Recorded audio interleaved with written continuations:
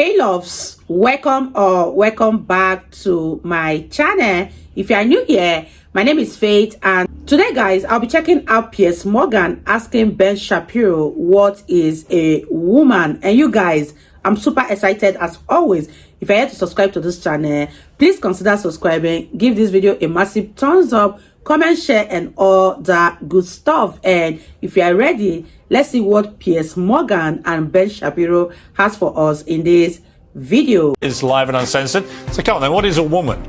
Well, I mean, a woman is whatever J.K. Rowling says a woman is. Right. And she's right. A woman is a biological human female.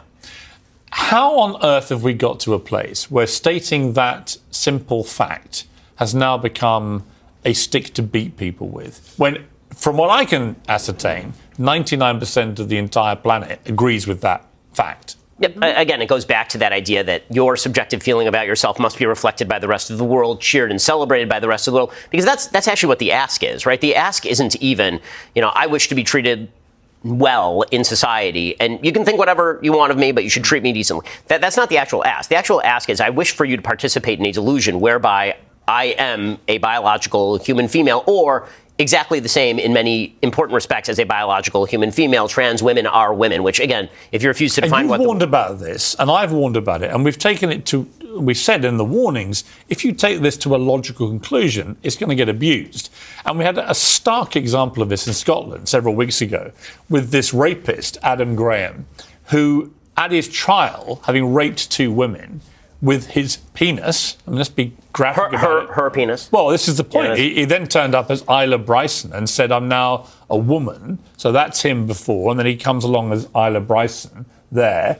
And the game plan, according to his ex-wife, is, well, he just wants to get into a women's prison, which is obviously what his game plan was. And he got into one, put into a women's prison where there are women there who are vulnerable to attacks from people like him.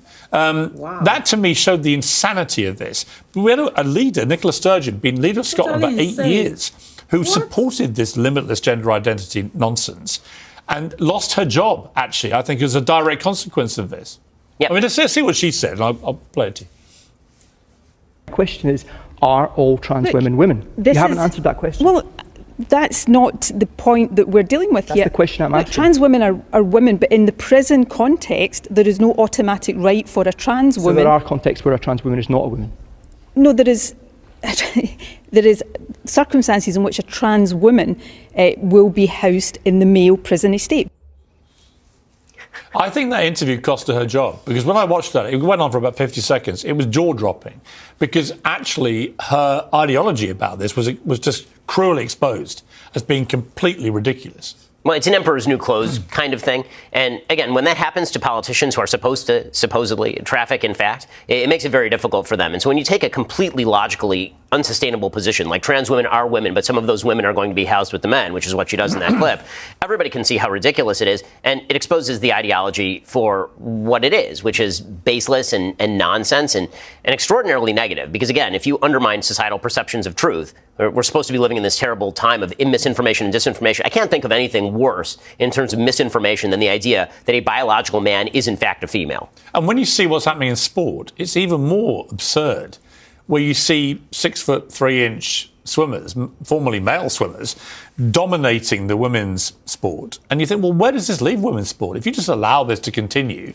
ultimately women's sport will get destroyed. I mean, honestly, the most frightening part of this to me is not even sort of the direct consequences of this. And some of it is directed at kids, right? I mean, we are teaching kids in the United States who are 5, 6, 7 years old about gender fluidity, about how boys can become girls, which kids are vulnerable. Kids need to be protected from nonsense. And kids actually need rules and expectations. And basically saying to them that you can be a member of the opposite sex is insane. And what we've seen, predictably enough, from young people, from teenagers, is a radical, skyrocketing, increasing rate of people who are identifying as trans or gender non-binary, and then, not shockingly, at the exact same time, a rapid rise in suicidal ideation and depression and confusion.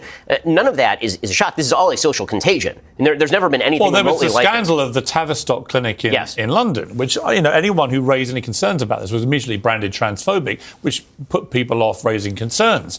But it turned out 97% of the young kids that were sent there for this gender reassignment turned out to have other issues, from autism to depression. 97%. Wow. And what they really needed was an 97%. adult to be adult about this and say, well, before we irrevocably change your body and cut you to pieces, we're actually going to have a proper conversation about these other issues you've got, right? Exactly. But yeah, again, I think this is part of a broader attack on the notion of truth and an attack on institutions is really what it is in the end. Because the question is, why is it so important to teach kids who are 5, 6, 7 years old about being gender non-binary or trans? Again, there is an actual condition called gender dysphoria or gender identity disorder, and some people suffer from it. It's a very small percentage of the population. It is not 30, 40%, 20%, 10%, 5% of the population, but it does exist, obviously, and those people are suffering, and we should try to find ways to help them, whether that is in the medical context with regard to therapy or whether we're talking about, just families treating them well. But that is not the same thing as indoctrinating entire generations of people and forcing all of society to go along with it. I mean, this is the real issue. Right. You're asking all of society to tell a lie in the name of sensitivity. Well, once you've done that with any issue, you can do that with pretty much every issue. Well, we saw it with the ridiculous farce of the Roald Dahl books, all having this sensitivity reading, removing hundreds and hundreds of words and phrases from this iconic author. He's sold 300 million books. Suddenly they're rewriting this stuff. And some of the rewrites were so completely ridiculous. One where tractors are referred to as black. They had to change that because somehow you can't have a black tractor. Well, what if the tractor's black? One of the real problems here is that the modern context cannot understand why kids would read Roald Dahl. That really is the major issue. Right. So I read Roald Dahl to my kids. I just got through, I think, pretty much his entire corpus with my 6-year-old. And they're extraordinary books. Kids love it because the books are mean. Because the books are mean, right? The books are about life is a rough place where people are mean to you and social expectations are set for you. And people will talk to you about Which is a great preparation for what the actual world is like. Correct. Right? Whereas now you move to a place where even egg and spoon races have been banned in England, for example, at schools, because they encourage too much aggression amongst the kids who want to win. It's like, well, where does that leave you then? So kids get taught everybody wins. You all get a participation prize. Once you have that mindset, where's the preparation for the real war? That's right. Well, it's a war against reality. And the reality is that, for example, in Charlie and the Chocolate Factory, being fat is not as good for you as not being fat, right? If you're Augustus Gloop, it turns out that you probably shouldn't overeat, but this is considered mean, so we're just going to cut the word fat. Right, but the sensitivity reader said that they called it enormous, right? Yes, you couldn't be fat, but you could be enormous. What the hell are you talking about? You can't wipe that away, but again, I think that's setting up a predicate for a broader ideological shift, which is any problems you experience in your life are through no volition of your own or any action of your own. You're not responsible for your own actions. Society at large is responsible for your actions for setting up unrealistic standards of beauty, or society is responsible for setting up some sort of sensitivity to you as a human being. What about the damage it's done, for example, I think a lot of damage to being male, being a man, being masculine, that everything is now characterized as toxic masculinity? Absolutely. I mean, the effect on men, and by the way, by proxy on women, because it turns out that women actually kind of like masculine men. Of course. In fact, all of human procreation is rooted in this essential biological fact. The destruction of men in the West is the great story of the last 40 years, which is men basically somehow got the patriarchy was so clever that they somehow convinced women that sexual liberation was actually the most wonderful thing for women. But as it turns out, it actually backfired, and it ended up destroying men, because men do need marriage. Men need roles. Men need actual things to do in the course of their lifetime. And the thing that most men did for virtually all of human history was get married, have kids, protect and defend your wife and kids. That was the role. And you were trained to do this from the time that you were a small kid. It's what, I have 3 kids going on 4. I train my kids to do this now. I talk to them about how many kids do you want to have? What kind of job do you want to have? How do you want to bring up those kids? They're small. You train kids to be adults because you know what kids want? They want to be adults. And what they want is a path from how I get to point A, being a child, to being an adult. But we as a society have completely destroyed that path because we've said that adulting is now, number 1, a verb. And number 2, we've said that being an adult is somehow no longer required of you.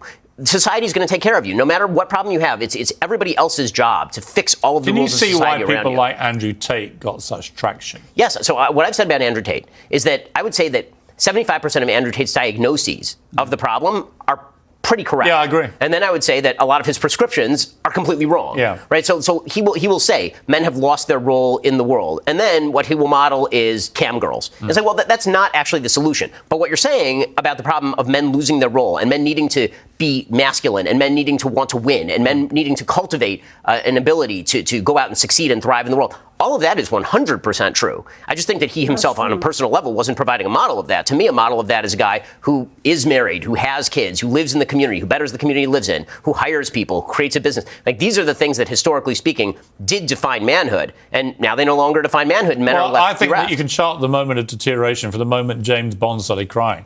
Right? It's like, you take even Bond and emasculate him. It's like he has to be in touch with his feelings. Why? Why can't he just shoot people and drink martinis and seduce women? And what's wrong with that? Right. Well, that is, again, a cultural move. And you're right, against masculinity in pretty much every sphere. And the conflation of masculinity, which is good, with toxic masculinity, that all masculinity is bad. And so we need to feminize society overall. We don't need to feminize society overall any more than we need to masculinize society overall. What we need is for men to be men and women to be women. That doesn't mean that women are barefoot and pregnant in the kitchen. As I've said many times, my wife is a doctor, right?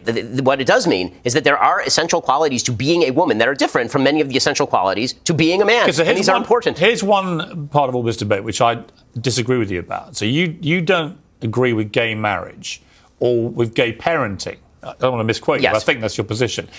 Now, I would say that reading the rest of your views on stuff, you're very about fairness and equality for all, right?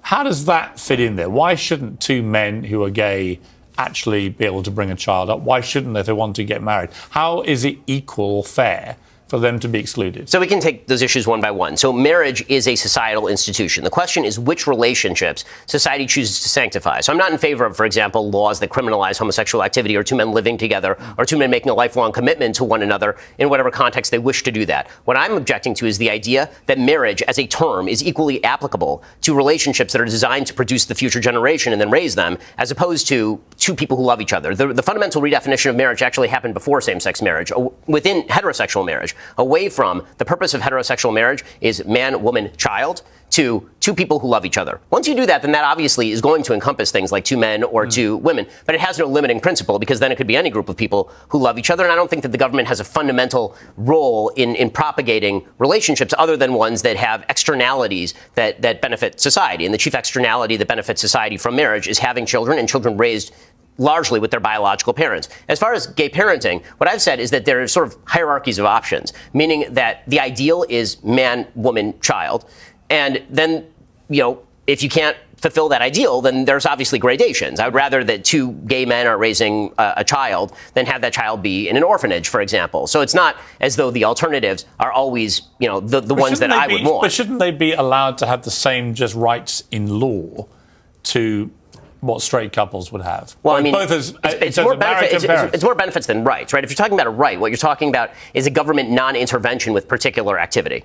Now, when it comes to children, we obviously do things to protect children or provide them with I've seen gay parents who are fantastic parents. I've seen gay parents who I think are not fantastic parents. Sure. I've seen a lot of straight parents who are awful, and I've seen some great straight parents. I don't really see any particular distinction about what combination you have as your parents. So I do. And the reason I do is because, again, I think there is a fundamental distinction between woman and man. And what that means is that mothers and fathers are both necessary. And so the idea that two men can simply supplant a man and a woman on a generic average level, I don't think is true. They're supplanting. What they're doing, this is what they are. I mean, you don't think that gay people become gay, presumably, right? Well, I mean, I think that the notion that everyone who is gay was always gay from the time that they were born, I don't think that the data back that per se, because we are seeing rising levels, for example, across society of people identifying in a particular way. So there is some fluidity to sexual behavior and sexual activity. There's less fluidity probably to sexual orientation. Would you assume that the majority, the majority of gay people, male and female, are born gay? Right? If you take that as a basic premise, the majority are, which I absolutely believe. I'm just not sure how it's fair or equitable to deny them the same rights to their relationship status or to parenting that you would give to straight people. So again, I really don't think that has anything to do with being born or not born in a particular way. I think even if they were not born in a particular way, that the government should not criminalize private activity.